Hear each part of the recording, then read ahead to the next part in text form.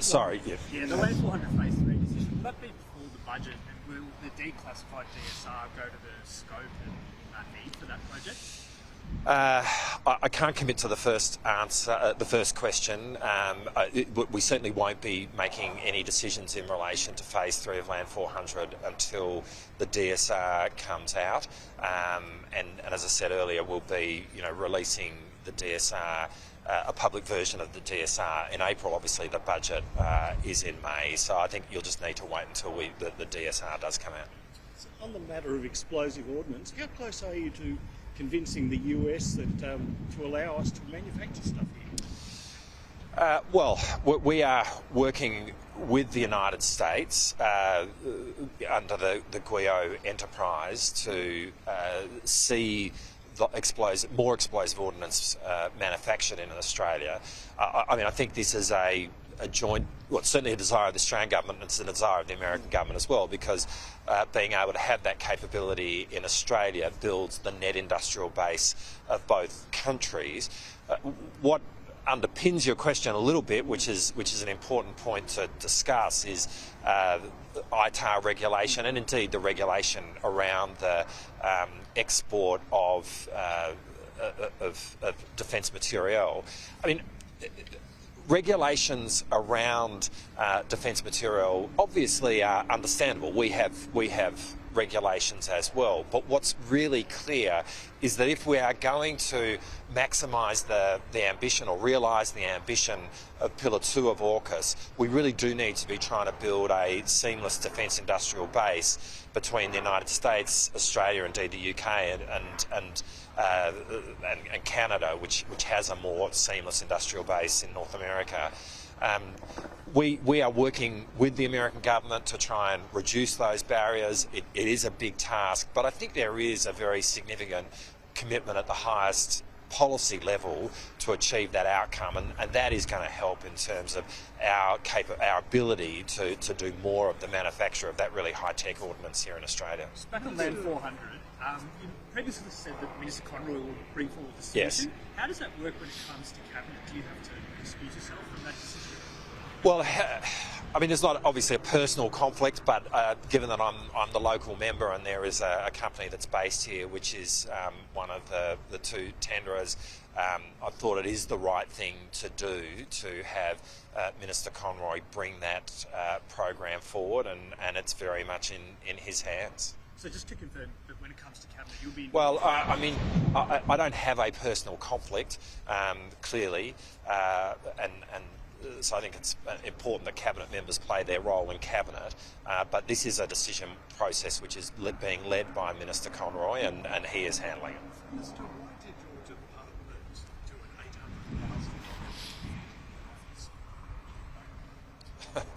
$800,000 Well, let me be clear in relation to it. Obviously, I wasn't told that this was happening, but before it happened, I did seek and do have an office at Russell, which I think is really important, which is where the Department of Defence is located. I think it's important that there is a presence that the eyes the Defence Minister have within the Department of Defence. We mean to govern, and I think that's an important difference, to be frank, from the former government. The office that I occupy had a couple of $1,000s spent on it to refurbish it to allow me to occupy it. I'm really comfortable with that. I'm definitely not comfortable with what was being proposed, and so that's not an office that I intend to or have occupied.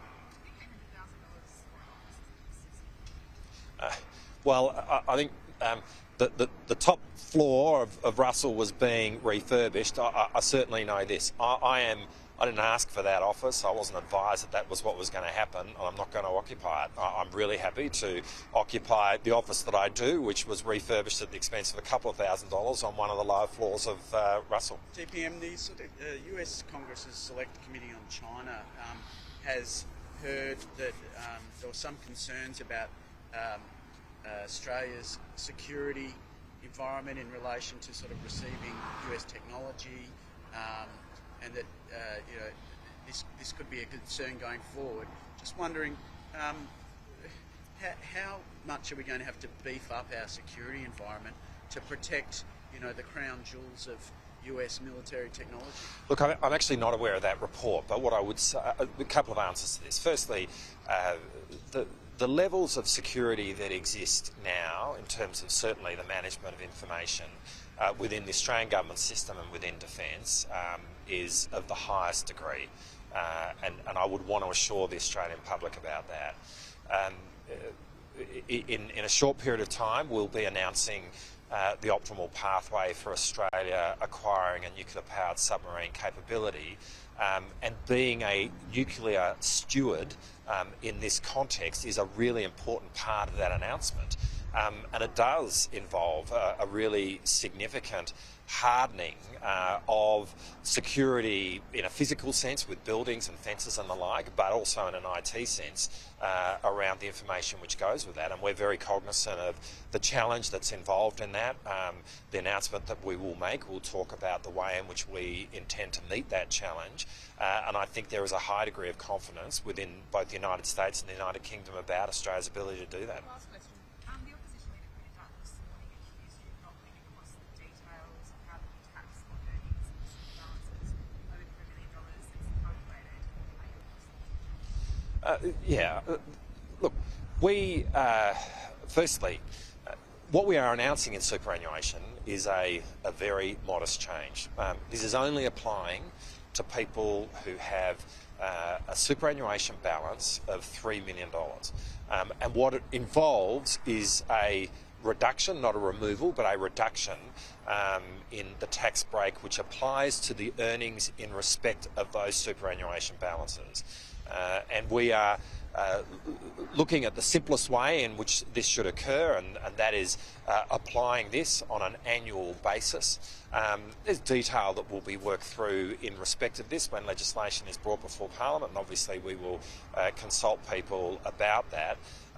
But this is a really modest change, and I think it says something about what the Leader of the Opposition is interested in. I mean, the Leader of the Opposition has nothing to say on climate change, has opposed action on that. He opposed action on protecting manufacturing jobs in this country, opposed action on developing our housing in this country, voted against easing pressure on power bills. But when it comes to how calculations are performed on the earnings of superannuation funds over $3 million on that issue, you see the Leader of the Opposition wanting to storm the Bastille. And I think that says everything about his priorities.